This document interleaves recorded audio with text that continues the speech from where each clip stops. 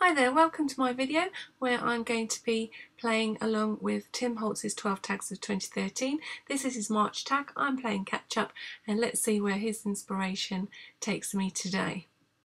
And one day I'll just have everything that Tim's used, but until that day, I think that's when I win the lottery, I'm going to be trying out a transfer technique and I'm going to be using my new Picket Fence Distress Paints and I'm going to be working on a craft tag.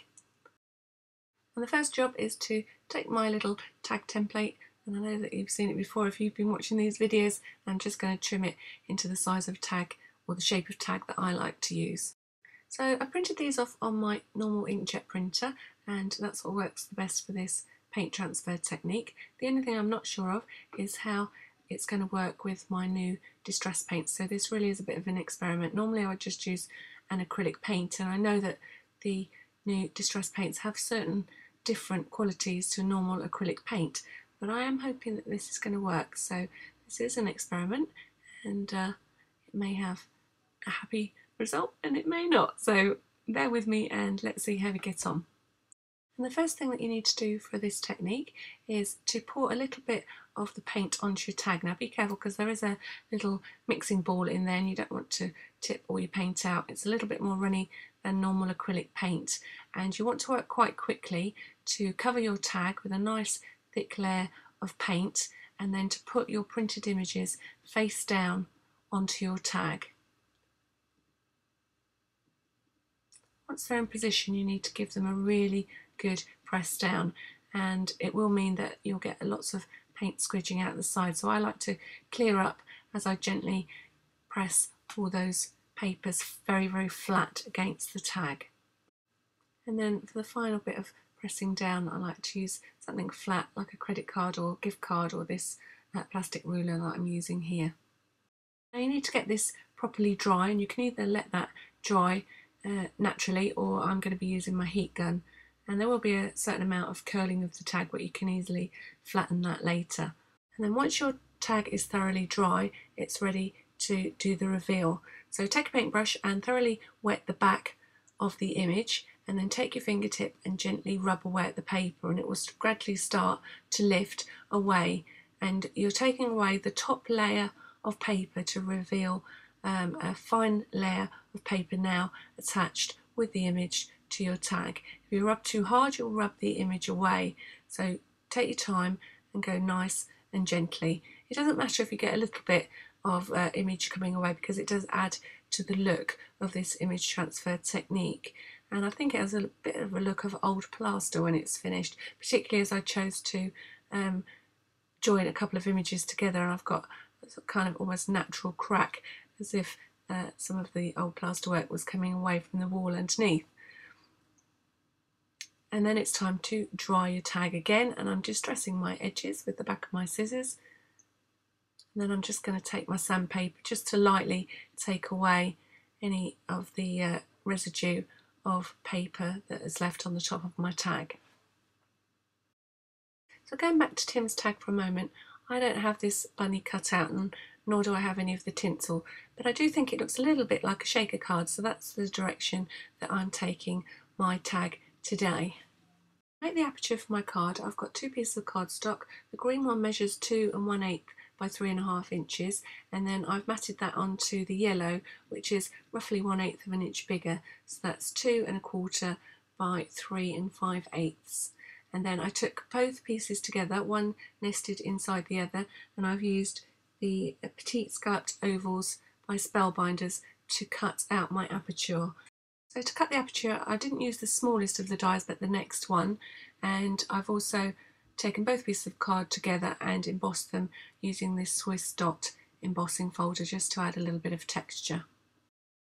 And to reveal the embossed Swiss dot pattern, I've just taken a little bit of sandpaper. Be careful because now we've cut the aperture, it is a little bit delicate, but just gently sand away and reveal that lovely Swiss dot pattern. And although you won't really be able to see it, I am sanding the yellow card as well. So add double-sided tape around the edge of the yellow frame ready to attach your acetate, just making sure that you stay away from the little bit of yellow that's going to show around the outside of the green frame. And I've needed to cut my double-sided tape in half because it's too fat otherwise and would have shown once I put the two layers together. And then you cut your acetate slightly smaller than the green layer and attach it to the yellow. I'm distressing my edges as I did on my tag, and then adding more double-sided tape and putting the two layers of card together, ready to form the top of my shaker tag.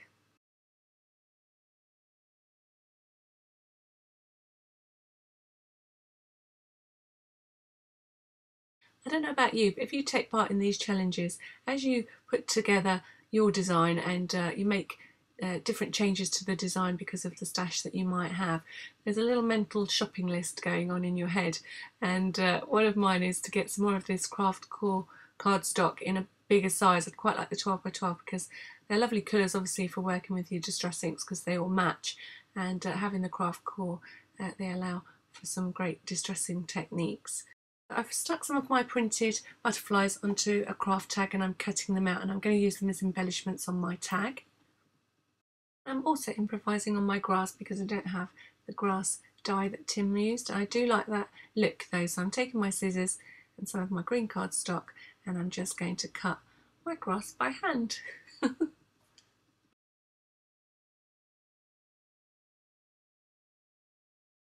I'm thinking that my grass just looks a little bit pristine, so I'm just gently and very gingerly rubbing a little bit of the cardstock to reveal the craft core, and using my smarts I'm just doing it first before I cut my grass on my second layer, which I'm cutting slightly taller at both sides and then shorter in the middle.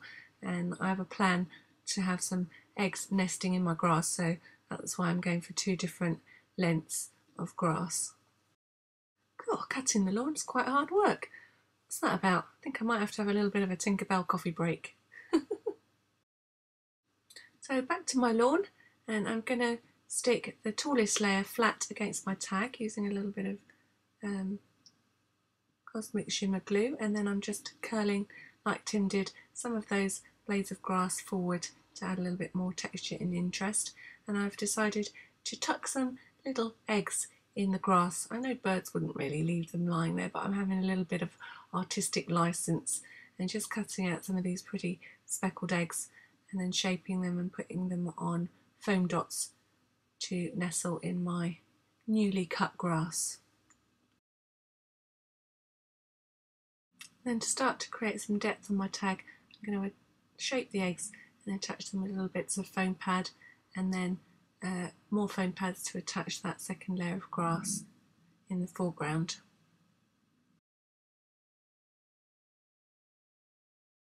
I started to think about what I wanted to put in my shaker at this point, and I think I'd quite like some little butterflies, so another little trip back and a resize of some images, and I'm going to cut out a few more butterflies in slightly smaller sizes.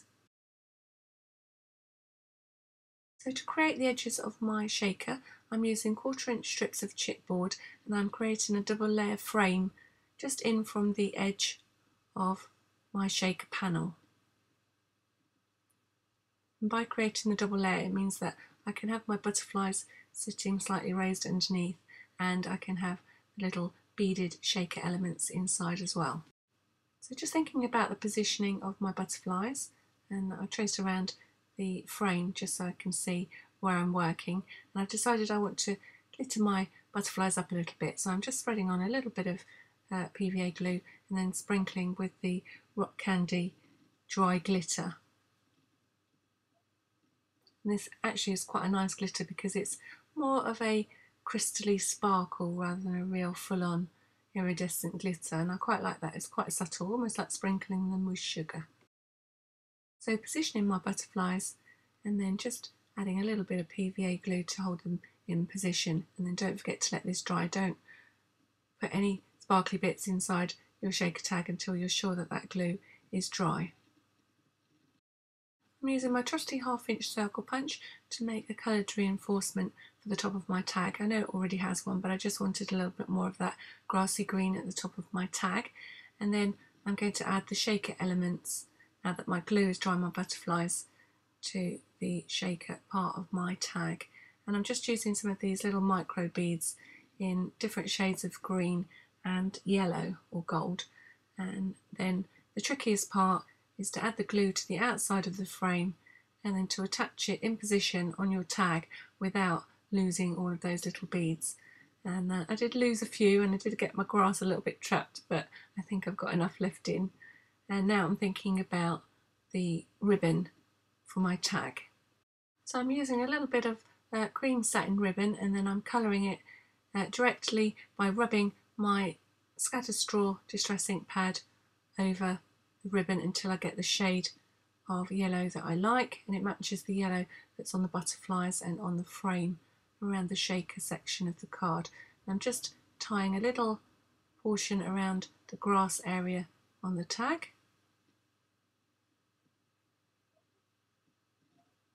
I think I'm going to move the knot to one side and just trim the little knot off a little bit more, and using a fine pen to write inspired by Tim Holtz. And now I think it's finally safe to frame my tag with that green that I cut out earlier. Probably should have put this little extra section on the bottom of my tag. I think that would have worked probably a little bit better, but hey ho, nobody knows but me. And now I'm just distressing the edges slightly before getting on with those final touches.